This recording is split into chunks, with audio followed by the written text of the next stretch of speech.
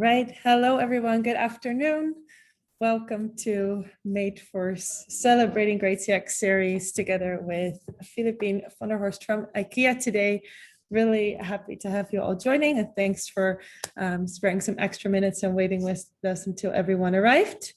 So as mentioned, today we have Philipine Vanderhorst in the Celebrate Great CX series, where we've invited a bunch of inspiring and awesome brands to tell a bit more on how they are living out great CX examples.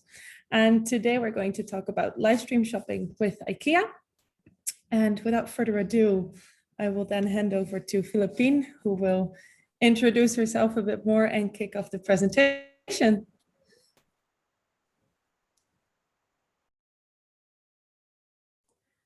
Thank you, Barma. Hi, everyone.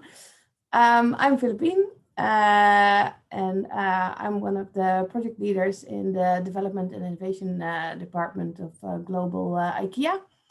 And today I will tell you a little bit more about the live stream shopping experiment that we lately have completed and what it learned us.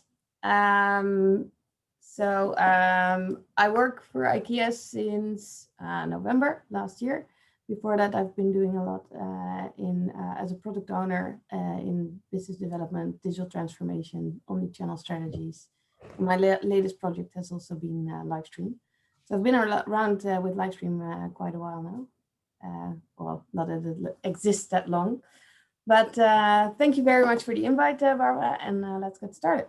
So first question, of course, is, can you see my screen? Great. Yep. So live stream shopping, what does it bring IKEA? Well, if we go back to what exactly, how did live stream started? So live stream started in China a couple of years ago. And it was mainly influencers and key opinion leaders who created live events via video. And they really became celebrities or were already KOLs or celebrities. They added a live chat and they had super great price offers. And the e-commerce through live stream went through the roof. So it's even said that this year it will take over from regular e-commerce. But that's, of course, China. And it's when you rely a lot on celebrities with great offers, the question is, does this approach translate into brand loyalty and repeat purchasing as well? So we wanted to see what it can bring for IKEA and to see what kind of opportunities does it have and how do we investigate that. So we are, of course, a brand that is, we don't work with KOLs or celebrities that often, actually very, very little. And we have the,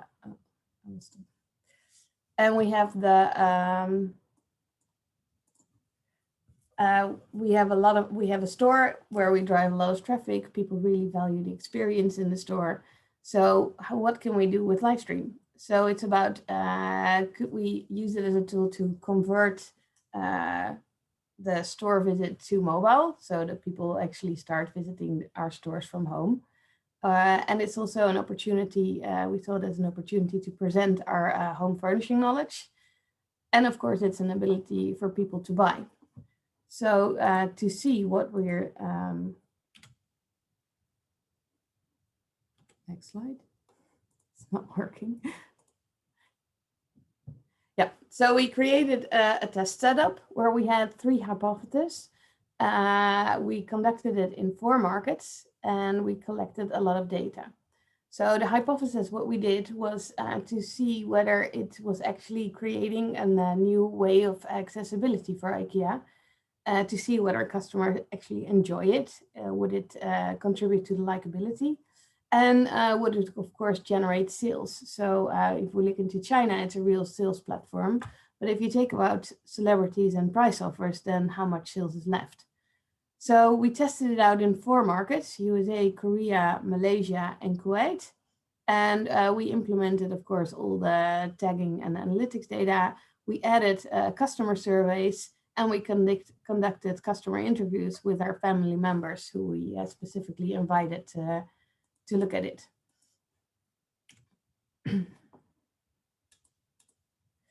So the show setup, we used platforms. So there are many live stream platforms out there in the market that you can use. So we used one of the market leaders in live streaming platforms, which is Bamboozer.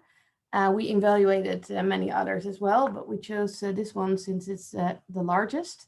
And we created, there you can have a dashboard, you implement it on your website, you create a show, and as you can see here in the picture, you can easily stream the show from the store, and it converts it through the platform to your own landing page on your own website.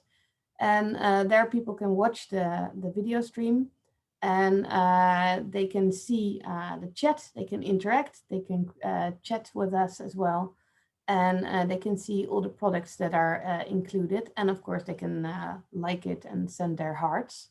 So it's super easy, also in COVID times, with us from head office being in the Netherlands, and you have to run shows in Kuwait and Malaysia, that the team there could do it. It was a pretty easy setup, and they could start streaming it immediately. Of course, we had a few COVID restrictions, which made it sometimes hard to also be in the stores at the times that we wanted. So we cheated a little bit in some countries by doing a pre-recorded session and having only the live chat. And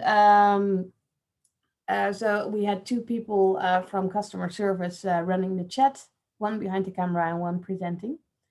And we quickly also found out that it's better to have 2 presenters. So you have also a more natural interaction between the 2 presenters, which makes it more engaging to watch. So the recorded sessions with this tool that we chose stay on your website. So customers can view it afterwards as well once they missed it. So I will show you a little part of the one of the live streams that we did, so you can get a little bit of a feeling of what we did. These are beautiful, beautiful cloches. And what's lovely about them is you can put LED candle, but you can also put like plants. You could put a few dates. You could use them in many different ways. You can also just decide that, well, I just want to highlight the candles in the decor like this on their own. I don't always need this. Yeah. So these, it does, it really does. And what you can do sometimes is just take like, let me grab something. See all the hearts popping up from people interacting. Exactly. So I'm going to show you something what you can do with this versatile eucalyptus plant. Is you can also just take this round and you can get a longer piece and wrap it around your candle and kind of bring the top down. What we did here is we got these beautiful paper napkins that you would have, and what we decided to do is deconstruct this plant a little bit more. We cut pieces, and what we did here, I'll show you if you'd like. Yeah, please. Here. I'm sure they want to know how you've done this. Okay, what we did here is we wrapped it. Always like fluff this up so it doesn't look flat, and then we used it as decor. What's nice about this, again, can't get dirty, just wipe it, easy, and it just adds a little bit of charm, a little bit of fun, a little bit of life to your table. And something really important, and I think something we all have to remember, that this is the season of giving. It's the season also of actually excess, للأسف. Like we have a little bit too much of everything, and we always get sent food by neighbors. So what I loved about these is, let's say I have some leftover, or not leftover, I just have extra dates and I want to stuff them with nuts. And then what I can do is maybe just put the dates inside here, wrap it with a little ribbon and send it to a neighbor. So it could be a nice way, like. So what you see is that we presented our products during, it was all connected to a theme, which was Ramadan.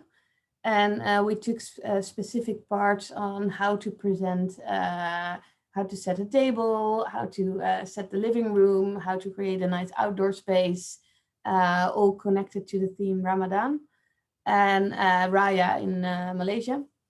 And this was, there was surprisingly a lot of engagement.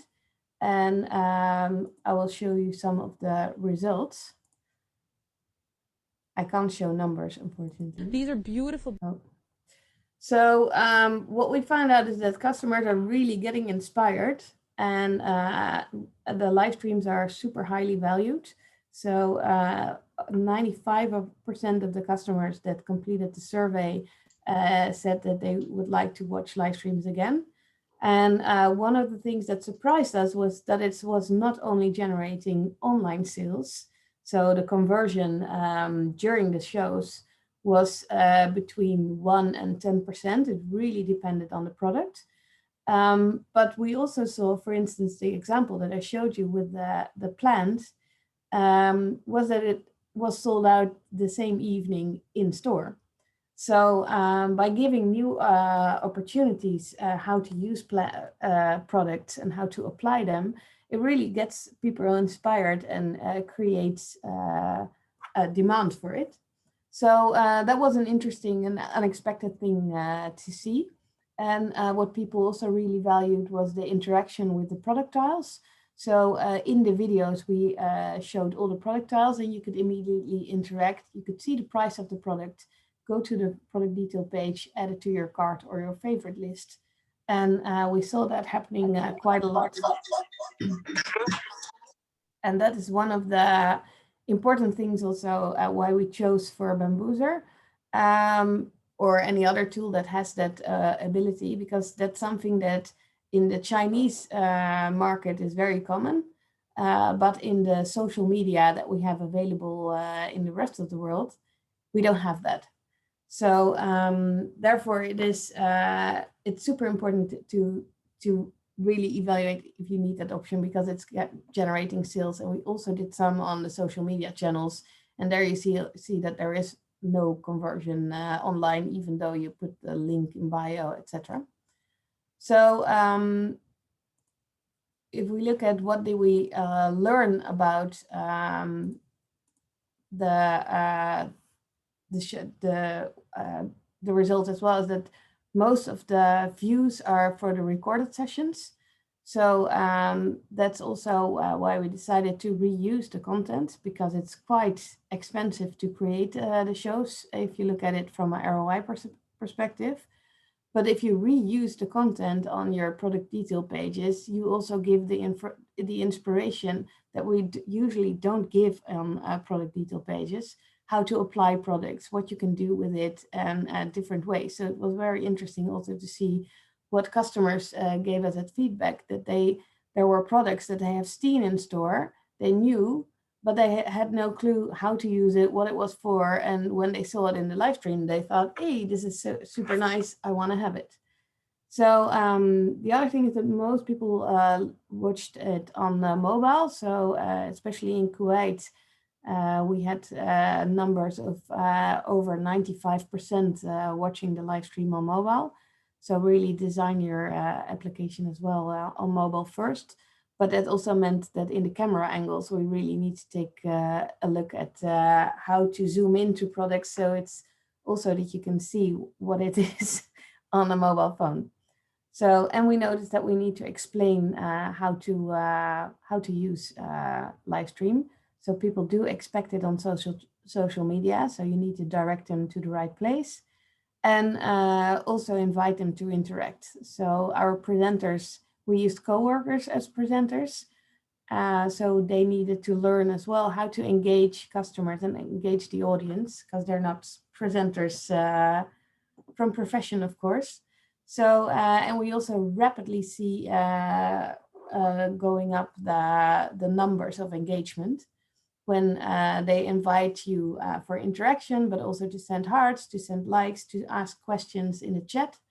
And you see, for instance, in Malaysia, you have a lot of Chinese people who are used to watching Taobao. So there we hardly got away with the pre-recorded session, where you see in other countries, there was a question of, what's the added value of live, because there is not really interaction. But you see when customers are getting used to it, that there is a lot of interaction. But it's also about, in the beginning of the live stream, when the presenter or the host asked where you're from, and people say, I'm from Amsterdam, or in Kuwait, of course, you say from Kuwait. And they say, oh, yes, I see in the chat. And you see that interaction, that also gives people the idea, hey, I can actually ask questions, have a chat, and interact. So that was super nice to see. So if we look more over to the learnings in general, then regarding the show setup, we learned how important it is to have a relevant storyline so that you can connect the products to a theme, since it's all about inspiration for us and not as much about sales or a sales channel as purely a sales channel. And lighting is something that we struggled with a lot in the beginning, how to create a good lighting for the set. So that was actually more difficult than we anticipated. The distraction from the background, both visually, that there is a lot going on in the background, was considered very disturbing by customers, but also we recorded everything in the store. So that meant that sometimes there was a little bit of background noise, and that was also considered super annoying and distracting. So those are learnings that we took into account. And we had bullet scripts, and to also help the customer service to know when to include what product, but also to do a dry run on the script so that we could check the best camera angles as well. Because regarding the presentation, we really learned how important the focus on the product is. So that was feedback that we received a lot on the first shows, that customers could not really see the products. They really want the presenter to pick up the product, interact with the product, for instance, knock on the product to hear the sound of a glass or plastic or anything, and that they can judge the quality a little bit by it. And we also really need to train the presenters, as I said, to get more engaging. Content was also something that was a little harder than expected. So it was a lot of work. So like one of the countries said, Livestream is a hungry content monster. And I don't know who's been to IKEA lately, but we have a lot of stock issues due to the global lack of ocean capacity on containers. So that was also something that we need to take into account and maybe rewrite the script sometimes to make sure that we had enough stock. So regarding traffic, it's also Livestream doesn't generate traffic on its own. You really need to drive it. So that's also why we learned to make it part of an integrated marketing campaign, that we can use our social channels as well to drive traffic towards the live streams. And also to the recorded versions, because they generate still a lot of sales as well. So overall, our conclusion is that Livestream is here to stay. It's not only a sales channel, or it's not a sales channel, because if you compare it to the other sales channels, the ROI is pretty, well, not that good, but it's neither a marketing channel, but we really see it as a medium to engage our customers and to sell our home furnishing knowledge. So it's for us very much about brand building and reaching customers in new ways, as it is about conversion. So I will stop sharing my screen. First of all, thank you all for listening. And then we have time for questions. Yes. Thank you so much, Philippine. And I will do a small silent clap to thank you for a great presentation, and at least answering indeed the question of what did it bring to IKEA. And I think it's really interesting how you pointed out that it's not a pure sales channel indeed for you, but really a way in how to engage with customers and inspire them even more, something that IKEA is already, of course, super good at. So thank you for providing us with those insights. I will now also have a look at our chat already, and also ask people if you have any questions to just put them in the chat. I already saw a couple of them coming in and some great business ideas as well from Oshin and Mark I saw there. But let's start with the questions first. The first one is from Mark Shannon. How did you track the offline conversions and attribute them to the live shows? Well, that's a hard thing. We couldn't because in the live shows, you can't identify your customers because they're not logged on. So the way we tracked it, or the way we noticed it, was that in Kuwait we did use influencers. That was the only market where we tested with influencers. And we left the set that she used, or the table that she created, and showed it as, this is Bibi Hayat created this table. And in Kuwait, you have the store is in a very residential area, unlike other parts of IKEA stores all over the world. So we noticed that there was a lot of traffic that evening after the live stream, and the particular plant that she showed in the live stream that she cut up in pieces and used as a napkin ring, that one went out of stock, and people specifically came in to ask for it. And also it was out of stock online. So that was for us the first hint that that was also driving online conversion. So we added that to our survey. And we also asked it in our interviews, and we had over 500 responses to the interview, or to the surveys worldwide, or in 4 countries. And there, people did say that they got inspired and wanted to visit the store, and they added some things to their favorite list, but they really got inspired to go to the store, which was actually a nice surprise because we didn't expect that. Thank you so much. Mark, does that answer your question a bit? Looking at you. Yes. Yeah, that was a great answer. Thanks. Awesome. Great. And I see another question here from Agnes Spona, asking, what do you think is more appealing about live stream versus, for example, YouTube, where with IKEA hacks or similar content like that? What is more appealing? Well, I think the thing that I got from the customer feedback is that they get inspired by our own. We have a lot of home furnishing knowledge, which you can't really find in the stores. Of course, you have nice showrooms that inspire, but explaining the thought behind it. But also we noticed in Korea, for instance, in IKEA, you have in the bottom of a cup, there's a slit. So if you put it upside down, your dishwater will drip off. That is an IKEA design. And this kind of content was where the crowd went wild. So, and that's what we noticed that we could particularly distribute in live streams where we don't really have other social channels. So I see it as a mix. We need to do all, but especially the engagement for building our brand and telling people about the thought that is being put into the design. This is a perfect medium for. Thank you so much. And I see Agnes nodding. Great. And I see that there are a couple of questions around influencers, if there's either a consideration for this and that it could be great for this terms of traction. Is that something that IKEA here also is thinking about in the Netherlands, for example? Yeah, in the Netherlands, we haven't started in Europe yet because we have some GDPR things we need to tackle first. But the reason, so every market can choose for their own if they want to use live or KOLs or influencers or not. And the reason why they did in Kuwait is because, well, Kuwait is the 6th richest country in the world.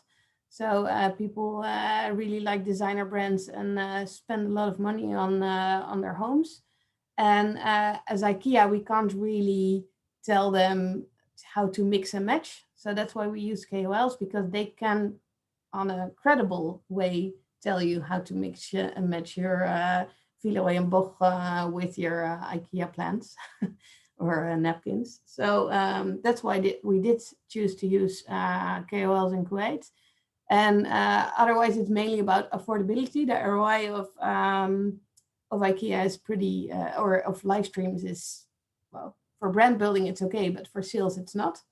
So adding more costs for KOLs is something that we decided not to do. And also we really trust in our own distributing our own home furnishing knowledge, and we don't need to use KOLs for that. So that's why we chose not to keep it. It's all about affordability. Exactly. Ties in actually great with the next question about what products worked best for you, smaller items or as well furniture. You already mentioned some IKEA design products that were quite favorable. It varied a lot, and it was mainly about how to apply things. So for instance, in Malaysia, we did a test, or we talked about that for children, you can do a nice tablecloth during Ramadan, but if you have kids on the table, it's better to put a placemat on top of it, so your tablecloth doesn't get that stained. So that was something that triggered sales, but also we had a stroller so that you could use in many ways. So people knew the stroller and know how to put it in a closet away. But also if you put there's a special thing you can put on top of it, and then it's a little bit of a table. And there were multiple ways how to apply it. So we did see an increase in sales in there. So it's not really, we only did like 20 shows. So we know we're not going to sell a couch, or at least not the way that we can track it immediately. But you see the smaller items, and especially the items that people know but don't know how to apply. If we give them a new twist on how to apply them, then you see that there's an increase in sales. Thank you. Does that answer your question? That we don't have enough data to say we have the silver bullet yet. Thank you for that. I see that it's almost time, but I think the next question then from Peter Paul is a good closing question, and then let's see indeed what we do with the next couple of questions. Maybe indeed we can have some time afterwards to answer those. But you mentioned in the beginning indeed that you tested 3 hypotheses, and Peter Paul wonders as well, after testing those, what does the decision making for follow-up look like? Well, we're the franchisor, so we are now offering it to the concept, and we will roll it out. So we will mainly share learnings and share the insights on the specific markets. So we will continue with it, and but the countries are super excited about it because it's a new way of building the brands.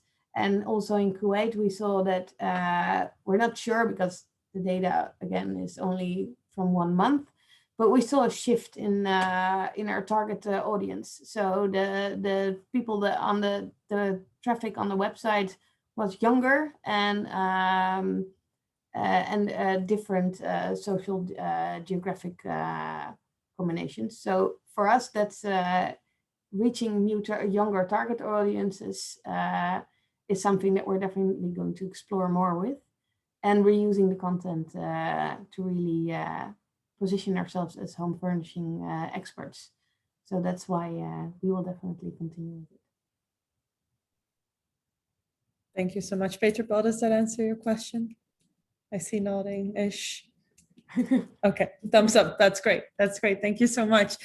I see that we're 1 minute over already, so I'm just going to thank you very much for providing us with all these insights about IKEA and live stream shopping. I've learned a lot about live stream shopping at least, and I think you very well answered the question. So thank you so much for that and coming by today. I would also like to ask the rest about your experience of today. So I will launch a quick poll. If you're interested for the rest in learning more about working at IKEA and IKEA in general, then Philippine was also happy to answer any of your questions, or you can reach out to her. And then we have many vacancies in our team, so if anyone's looking for new colleagues, give me a sign. Awesome. And then thank you everyone for joining in. Have a great rest of your day, and hopefully speak to you the next time.